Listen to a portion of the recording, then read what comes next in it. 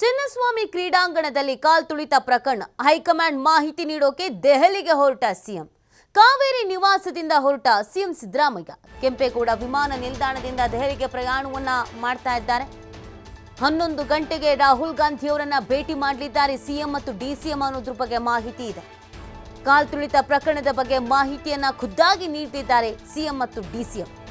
ಕಾಲ್ತುಳಿತ ಪ್ರಕರಣ, ಸರ್ಕಾರ ತೆಗೆದುಕೊಂಡ ಕ್ರಮ, ಅಧಿಕಾರಿಗಳ ವಿರುದ್ಧ ತೆಗೆದುಕೊಂಡ ಕ್ರಮಗಳ ಬಗ್ಗೆ ಇಂಚಿಂಚು ಮಾಹಿತಿಯನ್ನ ಹೈಕಮಾಂಡ್ ನಾಯಕರಿಗೆ ನೀಡಲಿದ್ದಾರೆ ಅನ್ನೋದ್ರ ಬಗ್ಗೆ ಮಾಹಿತಿ ಇರುವಂತದ್ದು.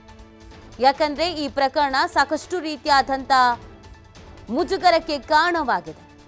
ಕಾಂಗ್ರೆಸ್ ಸರ್ಕಾರದ ವೈಫಲ್ಯದ ಪಟ್ಟಿಯಲ್ಲಿ ಇದನ್ನ ಕೂಡ ಸೇರ್ಪಡೆ ಮಾಡ್ತಾ ಇದ್ದಾರೆ.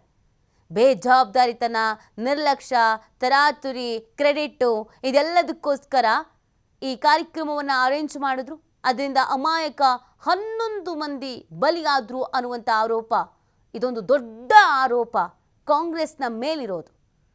ಇದು ರಾಷ್ಟ್ರ ಮಟ್ಟದಲ್ಲೂ ಕೂಡ ಚರ್ಚೆ ಆಗಿದೆ. ಬಿಜೆಪಿಗೆ ಪ್ರಬಲವಾದ ಅಸ್ತ್ರ ಸಿಕ್ಕಿದೆ. ಹಾಗಾಗಿ ಹೈಕಮಾಂಡ್ ನಾಯಕರುಗಳು ಸಹಜವಾಗಿ ಏನಾಯಿತು, ಯಾಕಾಯಿತು, ಹೇಗಾಯಿತು, ನಿಮ್ಮ ಪಾತ್ರೆಗೇನು, ನೀವೇನು ಮಾಡ್ತಾ ಇದ್ರಿ, ಇಷ್ಟು ದೊಡ್ಡ ದುರಂತ ಸಂಭವಿಸಿದ್ದು ನಿಮಗೆ ಯಾವಾಗ ಗೊತ್ತಾಯಿತು, ಯಾಕೆ ಎಡವಟ್ಟುಗಳಾದವು, ಎಲ್ಲವನ್ನ ಕೂಡ ಕೇಳಲಿದ್ದಾರೆ. ಆ ಕಾರಣಕ್ಕಾಗಿ ಖುದ್ದಾಗಿ ಸಿಎಂ ಮತ್ತು ಡಿಸಿಎಂ ಇಬ್ಬರೂ ಕೂಡ ತೆರಳ್ತಾ ಇದ್ದು ಸಂಪೂರ್ಣವಾದಂಥ ಮಾಹಿತಿಯನ್ನು ಹೈಕಮಾಂಡ್ ನಾಯಕರಿಗೆ ನೀಡಲಿದ್ದಾರೆ.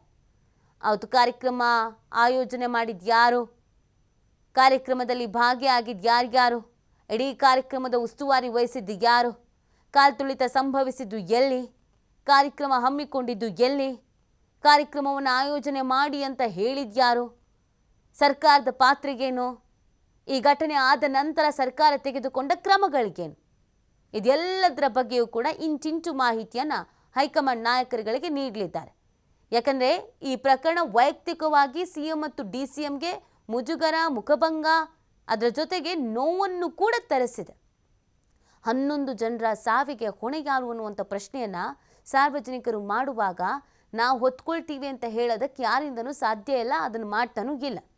ಇದೆಲ್ಲದರ ಬೆನ್ನಲ್ಲಿಗೆ ತನಿಖೆ ಕೂಡ ನಡೀತಾ ಇದೆ. ತನಿಖೆ ಯಾವ ಹಂತದಲ್ಲಿ ನಡೀತಿದೆ, ಹೇಗೆ ನಡೀತಿದೆ, ಇದೆಲ್ಲದರ ಬಗ್ಗೆಯೂ ಕೂಡ ಹೈಕಮಾಂಡ್ ನಾಯಕರಿಗೆ ಮಾಹಿತಿಯನ್ನು ನೀಡಲಿದ್ದಾರೆ.